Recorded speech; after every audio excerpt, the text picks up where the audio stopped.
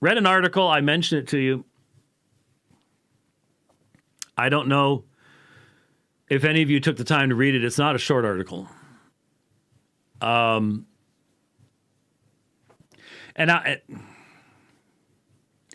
I've debated with myself as to whether I even want to talk about it, but I think it's important in light of where we are. What has been consuming my mind is answering the question that's been asked by so many people in the global church. I'm not talking about just the United States. This is happening around the world. I have friends in South Africa. I have friends in Germany. I have friends in Australia, New Zealand. Because of the internet and because our planet is circled by thousands of mechanical devices, anything that happens in one place is known almost instantly around the world. That's why so many people are paying attention to elections here in the United States. And that's why so many people are pushing for world governance. Though that's one of the most unwise things from a Christian perspective you could ever think of. Well, from a biblical Christian perspective, Christians who do not have a biblical anthropology will be sucked into the utopian Panacean ideas. And that's what's happening. That's what's going on. The founders of this country who have been betrayed and denied by this country, whether by a majority of people in this country who voted last time or not, we'll never know. But the founder of this country fully understood that man is evil, that man will seek to promote his own self-interest and will gather power at the detriment of others. So they designed a system, worked for a long time. They designed a system to diffuse those powers because of the danger that they knew that was inherent in the nature of man.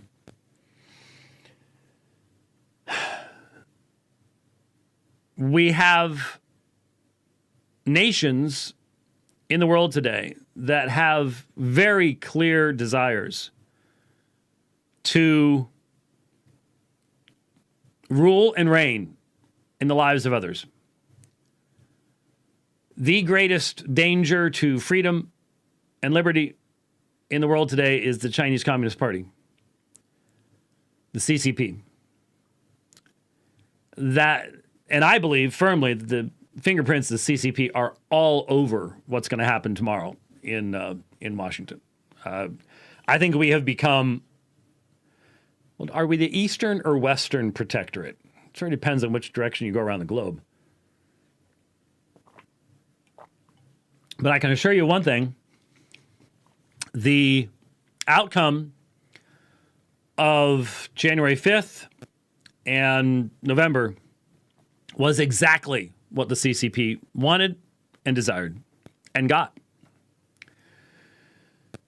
The CCP is an evil governmental structure.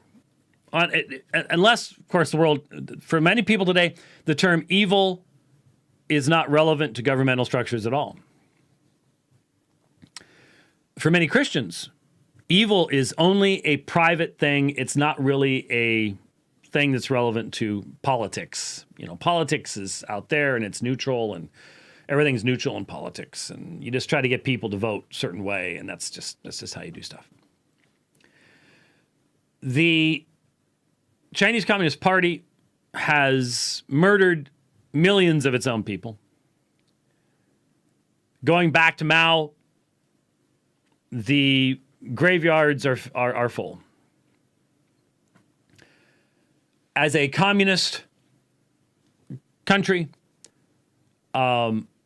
the state seeks to be God, to function as God. There is a fundamental reality in our world, and that is reflected in the words of Scripture. Blessed is the nation whose God is the Lord, Yahweh. Every nation has a God. Every communist nation has a God. The communist nation, God is the state. The Chinese Communist Party persecutes, imprisons, tortures, and executes minorities that will not simply repeat whatever it is they are told to repeat by the CCP. We have talked on this program before, and people say, you shouldn't be talking about stuff like this. Well, it's this worldview thing. You say, yeah, you have talked about social credit scores in China, but that seems somewhat innocuous. Really? It's innocuous that a secular state would set up standards as to what is good and evil and would utilize technology to enforce behavioral standards upon the people, thought standards upon the people, based upon what the state says is good and evil. And since they say worshiping Jesus is evil, you can't see how it's relevant? You will when it's happening to you, and it already is. It already is. The social credit system is here. It has been dropped down on top of you. When your business can be materially impacted by not going along with the new narrative, by not agreeing with what the state says is good. The state now says that transgenderism is good. The state now says that it's a good thing for 13-year-old girls to have their breasts cut off. That's a good thing now. That's morally good. And they will reward those who promote this, who agree with this, and who repeat it. They want to hear the people saying these things. And if you dare say otherwise, you will be punished. The social credit score is here. It'll only become more and more and more obvious. This is what totalitarianism is. This is what tyranny is. And you will either have the consistent, unchanging moral and ethical revelation found in God's law that Jesus honored and demonstrated to be truly God's revelation for mankind by dying on the cross. People don't...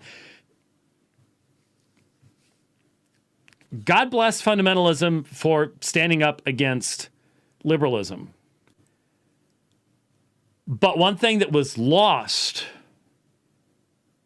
in that movement was a high view of God's law. It was lost. And the connection between that high view of God's law and the cross was lost. You end up with the cross being a sentimental thing, rather than not only the accomplishment of God's power, but the vindication of his law, the vindication of the goodness of that law, of the holiness of that law. Jeremiah 31, I will write my law upon their hearts. Well, that's a whole different law. No, it's not. That's not what Jeremiah would, that's not how anyone would have understood Jeremiah. They would have understood that this is the internalization of the fact that God's law represents God's holiness, the vindication of his holiness and his purposes in creation. There's no room for any of that within the communist system at all. There can be no freedom for people to believe that. Chinese communism, certainly under Mao, and now under Xi Jinping, requires utter capitulation of your mind to the state. The state determines what is good, what is evil, what is right, what is wrong, and as long as you will simply repeat what the state says to you, you can live a fairly benign, innocuous existence. In fact, you probably can play your video games and Just as long as you will be the servant of the state, you'll get along just fine. But there can be no room for freedom of thought, freedom of speech. There's no room for debate. You are what you are. Oh, you can have competing sports teams. You can debate over which football team is better. Football over there being something different than it is here, obviously. Sure, you can, wear your team colors or something like that, but that doesn't impact the government. That doesn't impact what is being taught to the children in schools. You may have seen that the Early Rain Church, which has been so heavily persecuted by the Chinese government, was raided once again. Why? Because they had a homeschool. They were training their children. Because they know what we need to know. They're doing what we need to be doing. And suffering for it. This is what tyranny and totalitarianism is all about. And tyrannical, totalitarian states have more tools available to them today than they have ever had before in history. That is what I've been warning about. Yes, we can look back and we can look at how Christians survived under the Soviets and how Christians have survived under the Chinese in the past. But this is a new world. Every time you see one of those SpaceX things going up in the sky, they're leaving stuff up there. Not just they don't even leave junk up there, thankfully. I watching them land their booster rockets back is just astonishing. It's great. I'm a geek. I love that kind of stuff. But they're putting satellites up there. And whereas Christians used to be able to go hide someplace and have the Lord's Supper and pray and maybe even sing quietly, that is not an option anymore. There isn't any place left. I suppose if there are some mines somewhere, some underground places, and you make sure that you leave everything, all your phones and your watches and everything that gives off a signal, I'd have to leave my ring. Maybe, I suppose there might be some way of doing something like that, but everybody can be watched now. Everybody. You get into your car.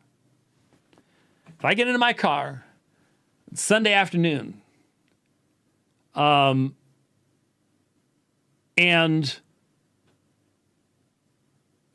ironically, my wife was just messaging the family saying that the dividing line keeps breaking up. Is she the only one having this problem? Well, I'm sorry, dear. Rich says we're all fine here. But if I get in my car on Sunday afternoon, you know what this thing does? It tells me how long it's going to take me to drive to church and gives me the address because it knows that's what I do every Sunday afternoon. That's a little scary. Now, see, we've enjoyed that because it's helpful. Because it'll also tell me if there's a blockage along the route that I normally take. But it knows what my route is. It knows where I'm going. And it knows everybody else too. And that's a problem when the state wants to control everything you say, think, and do. So, all of that, sorry. Believe me, my mind has been going 1,000 miles an hour for quite some time now. Like I said, I wasn't even sure I was going to talk about this. But there's an article called Our Souls Are Dead, How I Survived a Chinese Re-Education Camp for Uyghurs. This is from The Guardian. My daughter tells me it was a reprint. It's January 12th, 2021, so not long ago, obviously, but she said she had read it earlier. And this is the story of a woman who went back to China. She was in Gulbahar Haitawaji. Gulbahar Haitawaji. I'm sure I'm probably messing that up. She was in France. She had escaped China. Married, children, family. Made the mistake of going back to China to sign some papers she was told she needed to be signed, and was placed in a re-education camp for Uyghur Muslims, because she's Uyghur, for 2 years. It is the story of what she went through. I have thought, by the way, in thinking about doing this, talking about this program, to say to parents, I'm not sure this is a child-friendly program. Not because there's anything sexually explicit about it. It's just frightening. It's frightening for adults. As I read the experiences that these people have, as I read the hours and hours and hours of indoctrination, yes, the beatings. At one stage, she was chained to her bed for 20 days as punishment and wasn't told what for. And then sent to this school. Remember, some brave soul, probably now departed this world, but remember when some brave soul about 3 years ago? 3 years ago, 2018, flew a drone close enough to a rail station to record Uyghur Muslims, thousands of Uyghur Muslims being transported by the Chinese communists. Remember that? Probably don't. Some of you do. Taken to these huge, massive places. All you have, there are cameras everywhere. You never have privacy. No mattresses, no furniture, no toilet paper, no sheets, no sink. Just a wooden bed. If you can call that a bed, slat, whatever. The days were spent in classes. If you fell asleep, you'd be beaten. If you collapsed, you'd be taken away and probably never seen again.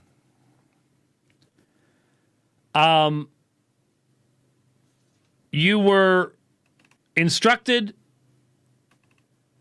to be thankful. I'm looking for 11 hours of daily teaching. Here it is. At her signal, we all stood up as one. Lao Shi Hao. This greeting to the teacher kicked off 11 hours of daily teaching. We recited a kind of pledge of allegiance to China. Thank you to our great country. Thank you to our party. Thank you to our dear President Xi Jinping. In the evening, a similar version ended the lesson.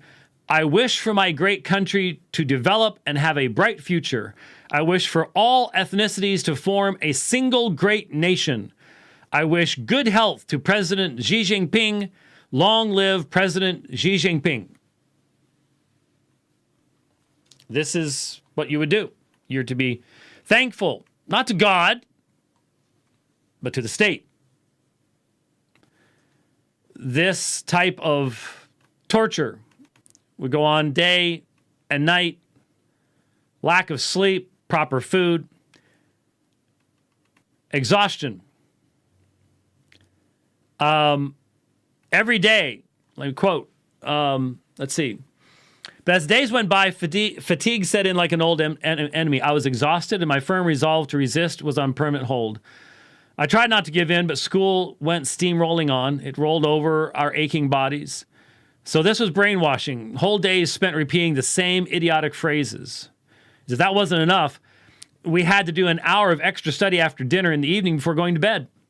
We would review our endlessly repeated lessons one last time. Every Friday, we had an oral and written test. By turns, beneath the wary eye of the camp leaders, we would recite the communist stew we'd been served up.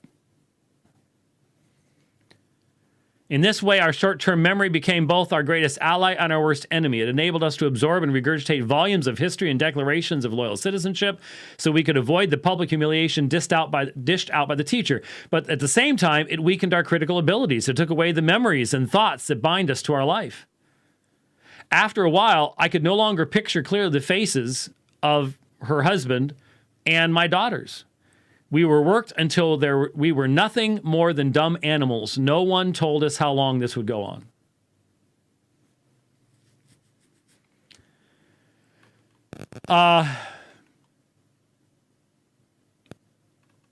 Time obviously becomes something you can't even keep up with.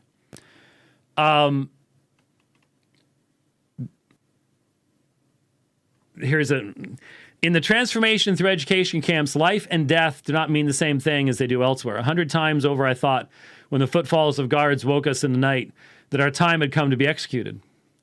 When a hand viciously pushed clippers across my skull, another hand snatched away the tufts of hair that fell on my shoulders, I shut my eyes, blurred with tears, thinking my end was near, that I was being readied for the scaffold, the electric chair, drowning.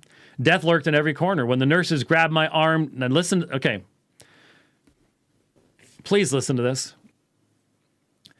When the nurses grabbed my arm to, quote, vaccinate, end quote, me, I thought they were poisoning me. In reality, they were sterilizing us. That was when I understood the method of the camps, the strategy being implemented, not to kill us in cold blood, but to make us slowly disappear. So slowly that no one would notice. Did you catch that? They were vaccinated. I'm sure they kept them free of viruses. They were being sterilized, chemically sterilized, so they couldn't have children anymore in the camps. That's what communists do.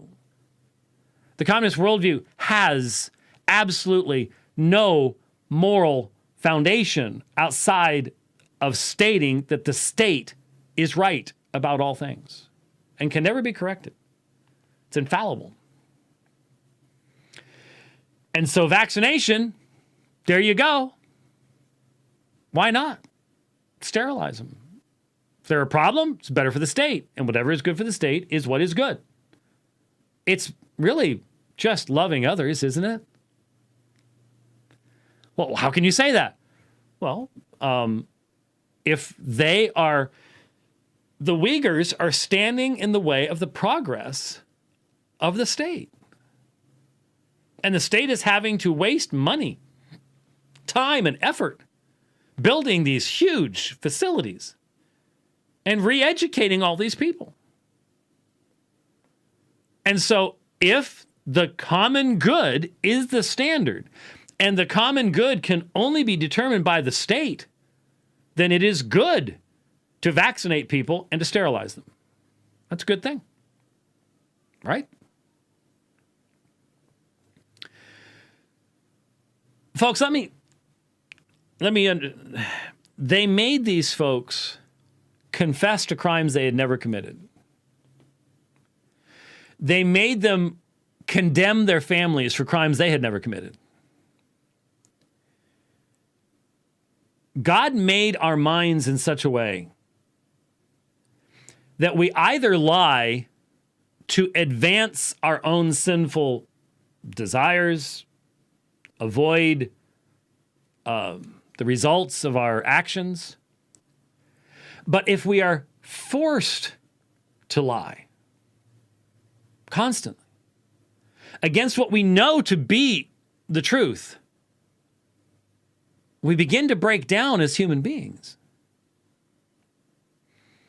In the last program, I gave you that Dalrymple quote, which is an excellent citation, an excellent quote, where he talks about how communist propaganda was not meant to convince, it was not meant to inform, it was meant to humiliate.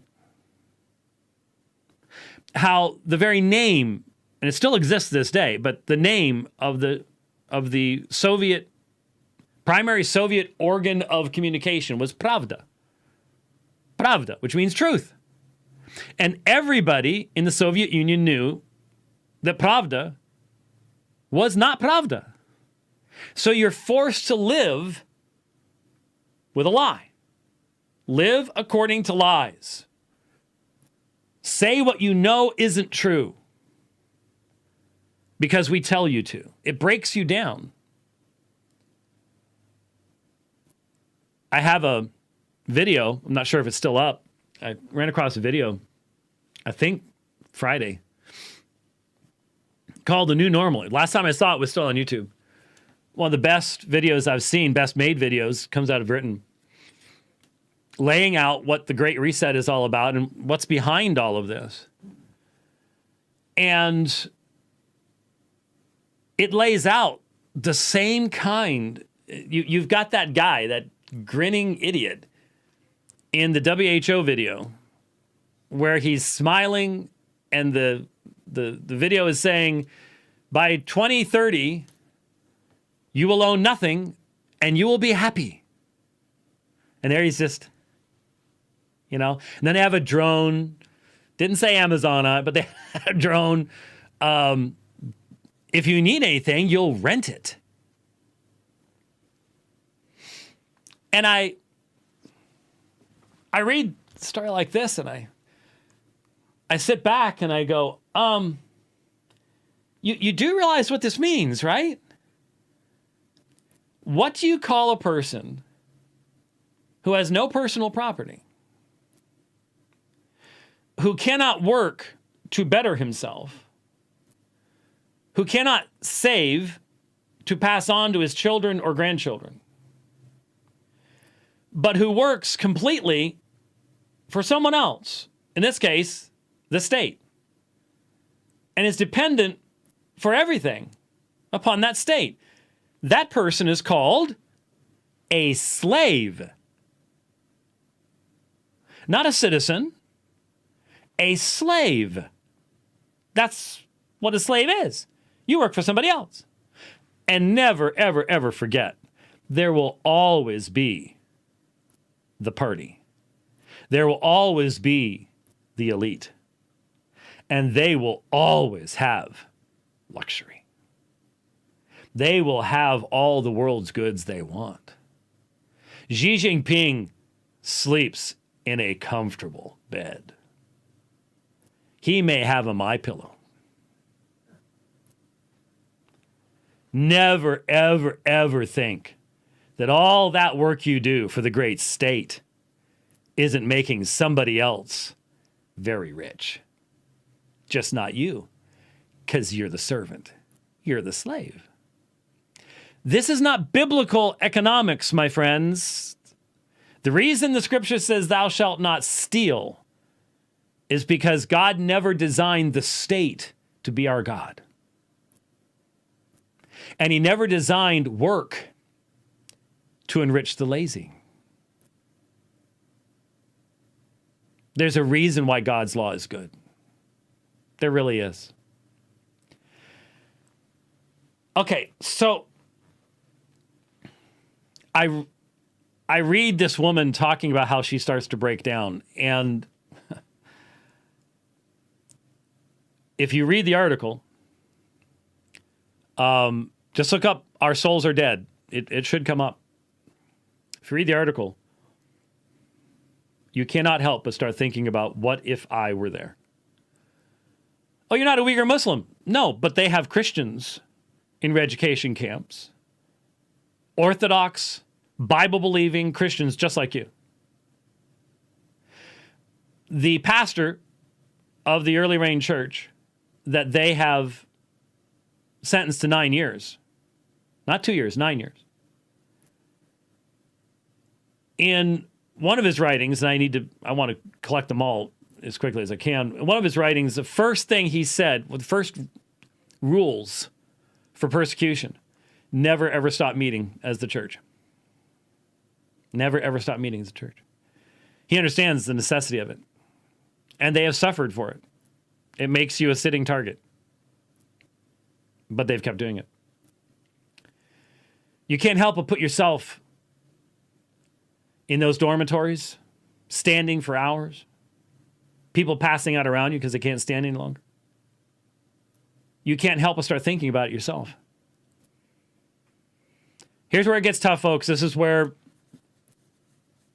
if you don't want children in the room, this is the time.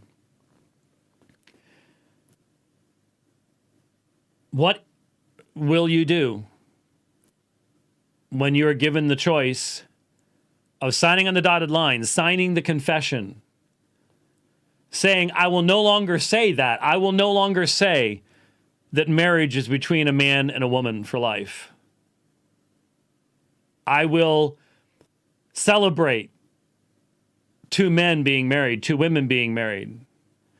I will call this person a woman, though that is clearly a man. Any 4-year-old would be able to see it. But I will go along with the lie. What if it's that? Or you probably never see your wife again. Probably never see your husband again. Your children are taken from you. You never see your grandchildren.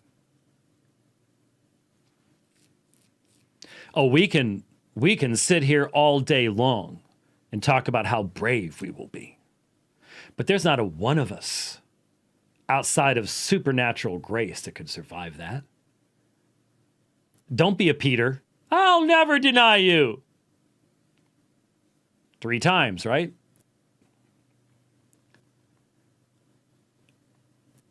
Those of us who have not gone through it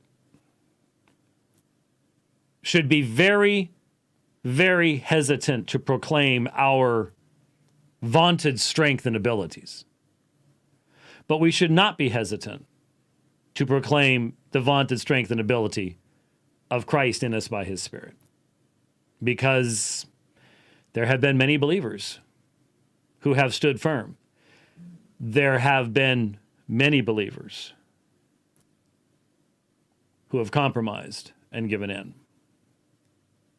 As we've taught on the early church in the past, I've pointed out over and over again, this was the greatest issue that caused division in the early church, was when there was persecution and there was compromise. What do you do after the persecution ends? And the people want to come back into the fellowship. That tore the early church apart. Donatist controversy, Novatian schism, all because of that. Fully understandable. No easy answers. You had people on the extreme end of both sides of how to handle that. But that aside, here's where my mind is right now.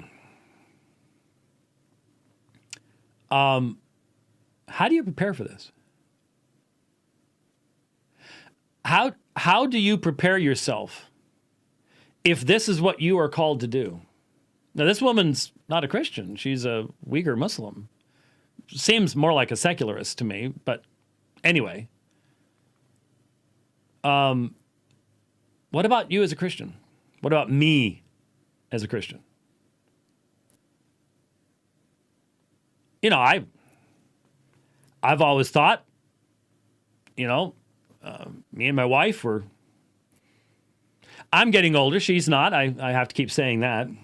But that we would just do this one-sided getting older thing until probably I would die first. The guy normally goes first. And man, her grandmothers lived to their late 90s.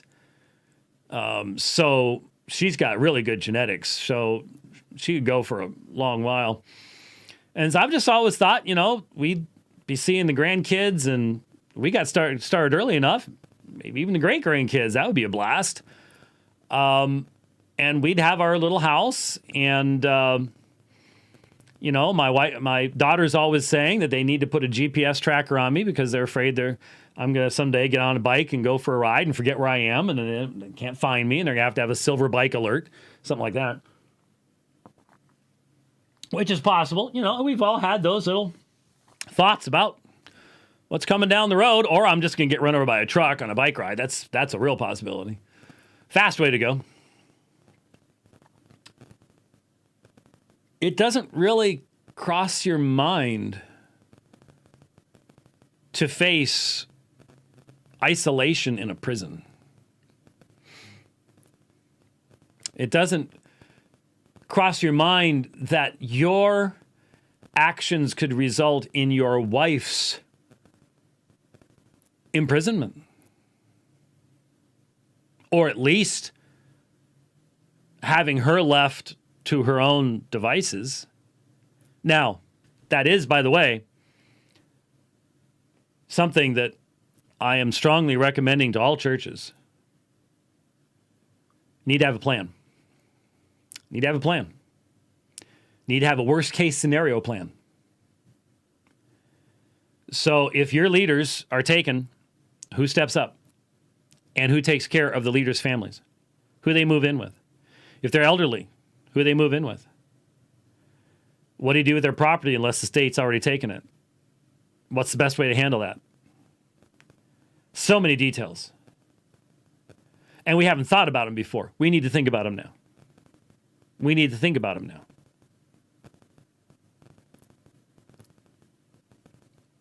So,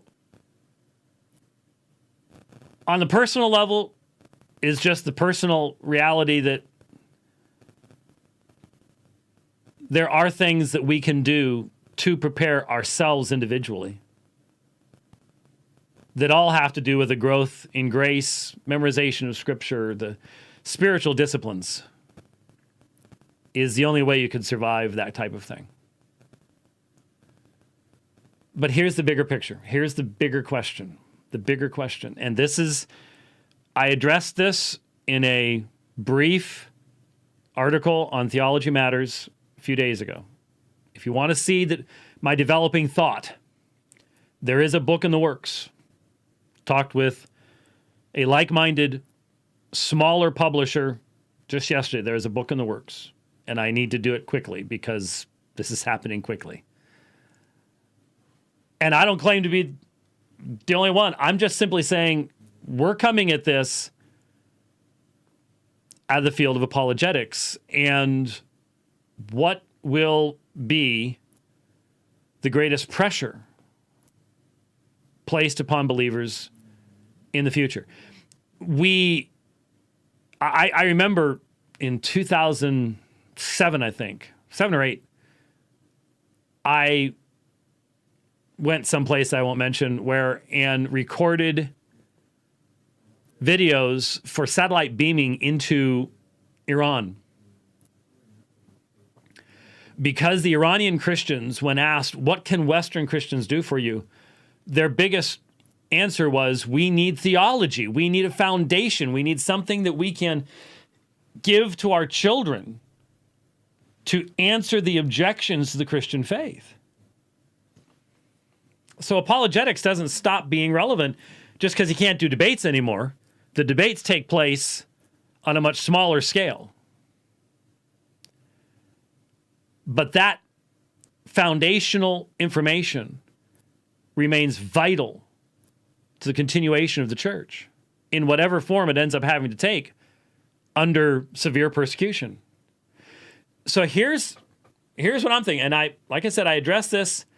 There is the escapist and the endurantist understanding.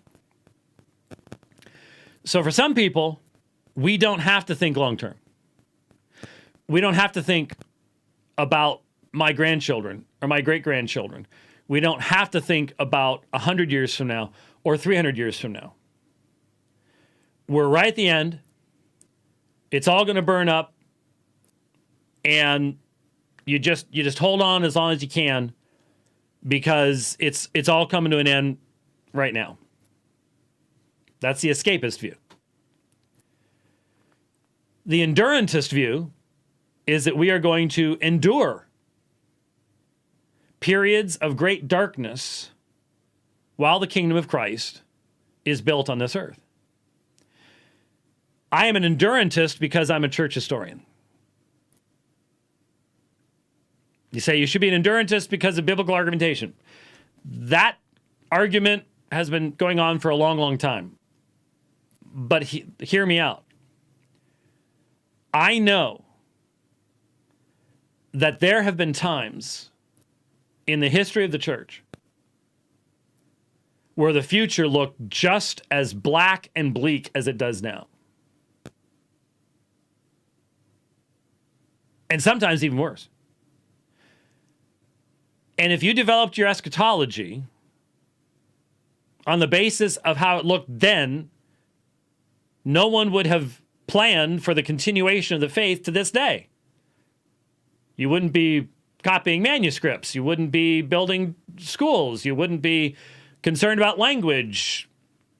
You just let it all burn because, well, obviously it's Christ is about to return, right? The reason we're told we don't know when that's ever going to be happening is because we're never told to just give up. We are called to be faithful in the proclamation of the gospel, who Christ is, Lord of all, risen Savior, in whatever generation we're placed. And that has meant there have been times when Christ has called his people to walk through dark, dark, dark valleys. Dark valleys. So as a church historian, I can look back and I can go, real dark valley there. Ooh, dark one there. Well, that was a deep one there. That was a short one, but yeah, it could have been better. See, I can see that. Anybody can. But the only person who can't see that they are in a valley of such and such depth and such length are the people that are in the valley at that time. And so if you look at where we are right now, the question for the endurantist who wants to be faithful to the command of Christ to pass the faith on to the next generations is how? How? One of my favorite books, junior high into high school, God Smuggler, Brother Andrew, smuggling Bibles through the Iron Curtain into Eastern Europe because that Bible was the very light of God's truth. Decayed the bones of communism. Well, there's a reason why in so many dystopian novels, history has been wiped out. Literature wiped out. Fahrenheit 451. The 2018 version, HBO 2018 version, scary because it's so new. When bad things are happening on the screen, there are thumbs up being voted by people who are watching on their phones. It's like, yeah, can you see that happening? Right, exactly. We did last summer, and right now, if there was live video coverage of, say, famous politicians being perp walked out because they've been kicked out of government for daring to defy the new regime, isn't that exactly what would be happening? If it was being done live on Facebook, would there not be hearts and thumbs ups and going up? Yeah, exactly. Yeah. So it was scary because of that. The first 20 minutes of watching that video was like watching MSNBC. It just didn't have the COVID numbers on the side. That was the only difference. Destroying literature. Rewriting history. It's part of every dystopian novel. And there's a reason for that. Because if you're attached to your history, if you know your history, then you can judge the current state. The state has to control that history to be an absolute totalitarian dictatorship. And that's what took place under the Soviet Union. That's what's taking place in China. And we see the beginnings of it taking place in our own country right now. With censorship, with we need to take the degrees away from those people. Change history. And, by the way, let me just point out, the demand to honor people as transgender is a demand to change history. It was not a woman who won those gold medals in the Olympics. It was a man. I watched it. I know. And so to force me to call that man, and he was a manly man, a woman, is to change history.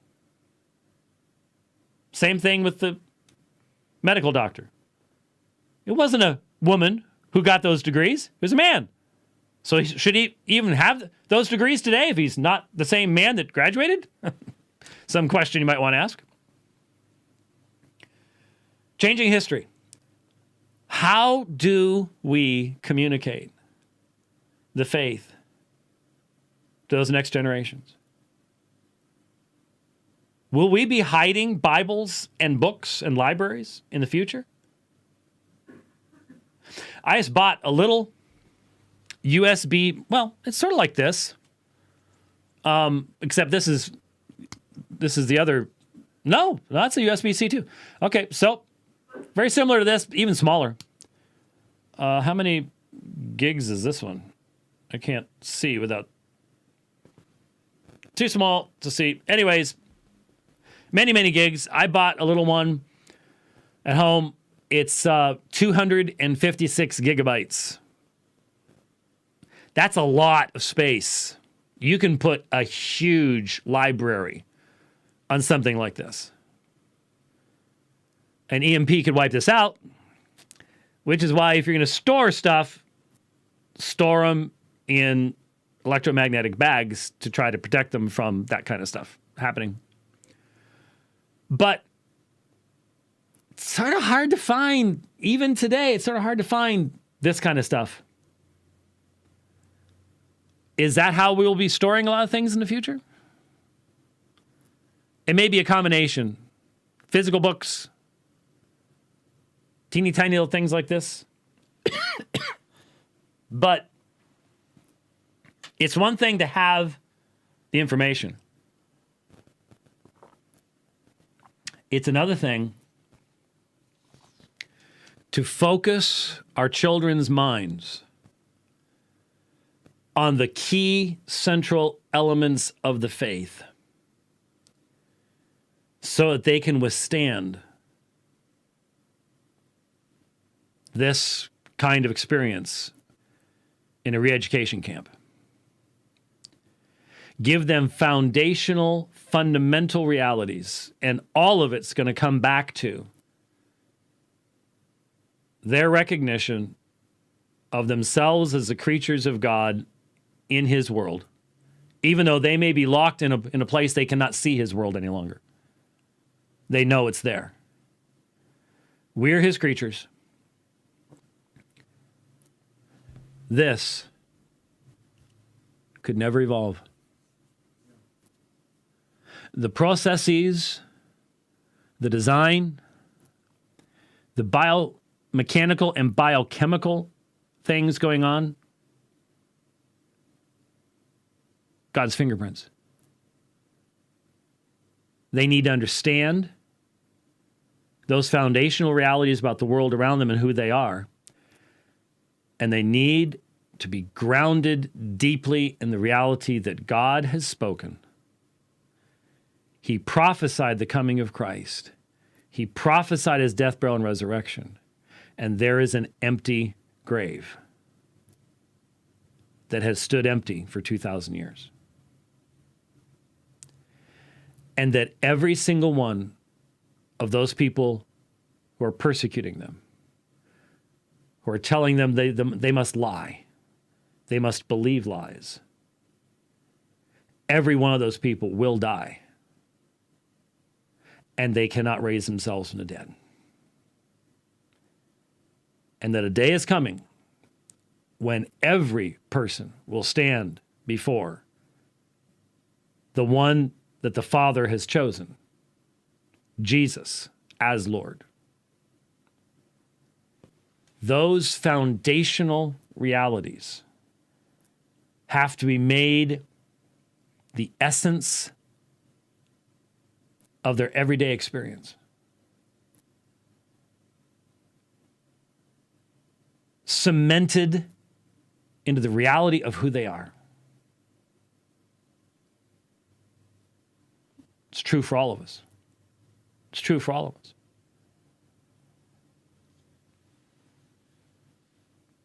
the broader and deeper that foundation can be, the better. This is no longer an issue of just being able to survive going to the local school down the road.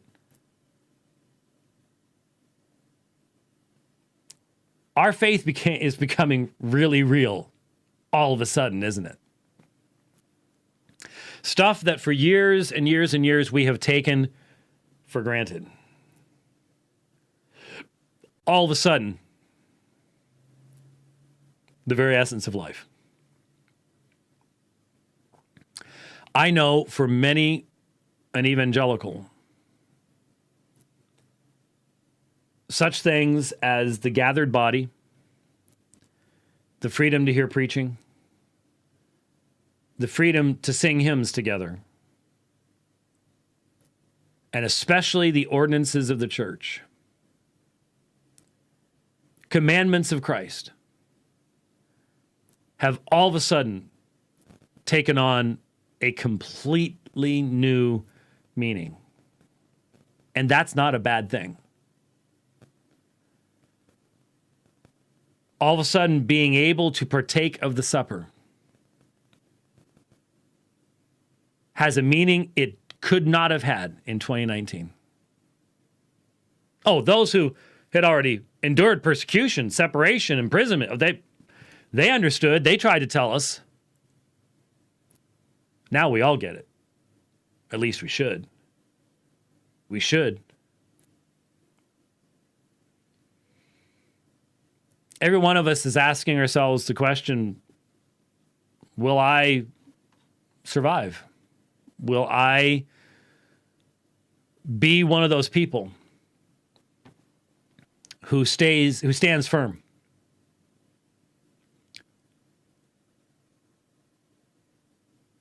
And I ask myself the same question, because a lot of people are going to be looking at what I do. Not just the people in my church, but my church is looked at by people all over the place because of what we've said and done in the past. Will they compromise? Will they give in? And I recognize that to speak to any of this is to preach to myself. That's one of the reasons why I think a lot of my fellow ministers are finding it uncomfortable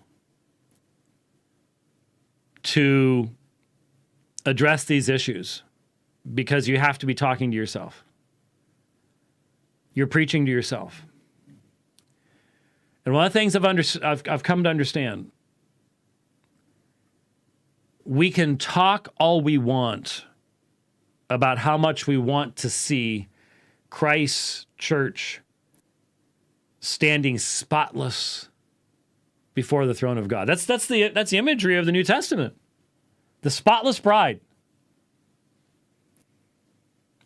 The fact of the matter is, most of us like our cars more. Most of us like our houses more. Most of us like having that certain yummy food more. Because there's going to be a purification coming, but it's going to be costly. And all those things I just mentioned are the very things it may cost us to be purified and for the church to be purified. And in our more honest moments, and these moments make for honesty, in our more honest moments, we have to admit that very often our love is not in the right place. Our love is not focused upon the right things. We say it, we know how to say the words, but days like this reveal what's really going on. One of the things that I had not had, if you watch the New Normal video, I've downloaded it. If it's still available out there, grab it while you can. One of the things I had not really thought through are the implications of the Fourth Industrial Revolution, where you basically create a useless class where robots and mechanisms, AI, does all the work. I mean, it literally is Skynet type style stuff, which is happening all around us. But we won't have personal transportation anymore. And the left wants this. I mean, how many you've already, we hear it, but it doesn't click. That California just said there can be no more fossil fuel cars by such and such a year.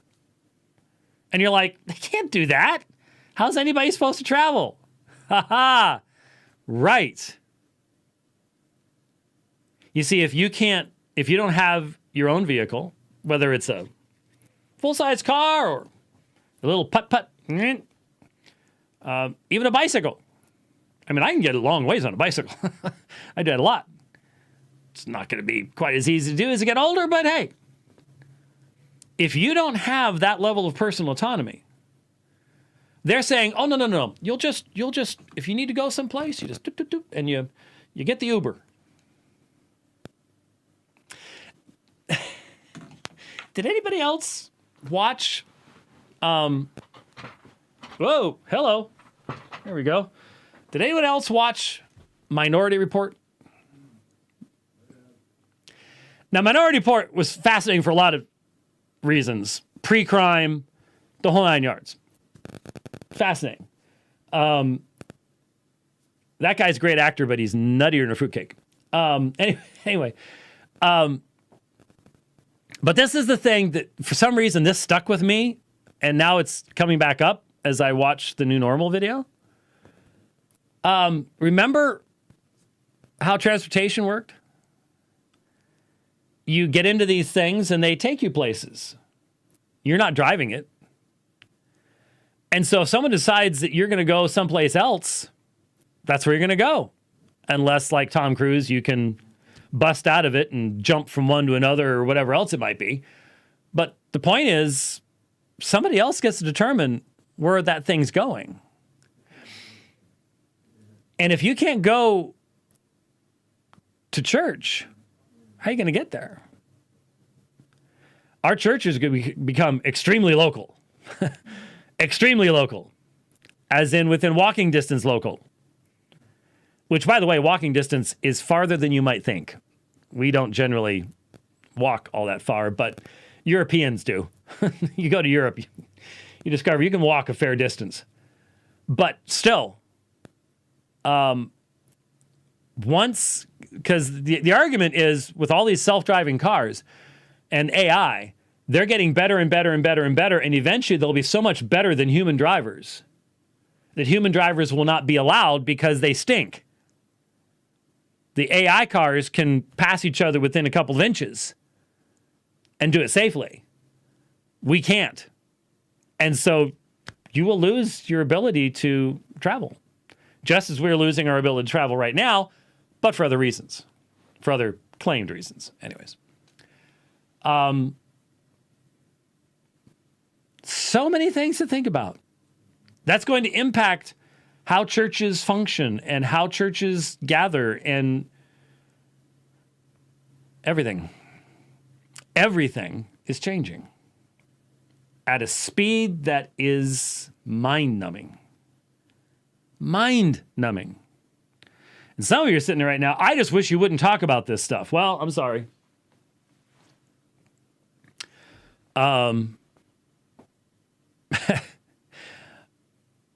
What I want to do is, in the years that I have left, and I don't know that I have years left of freedom to write, research, speak.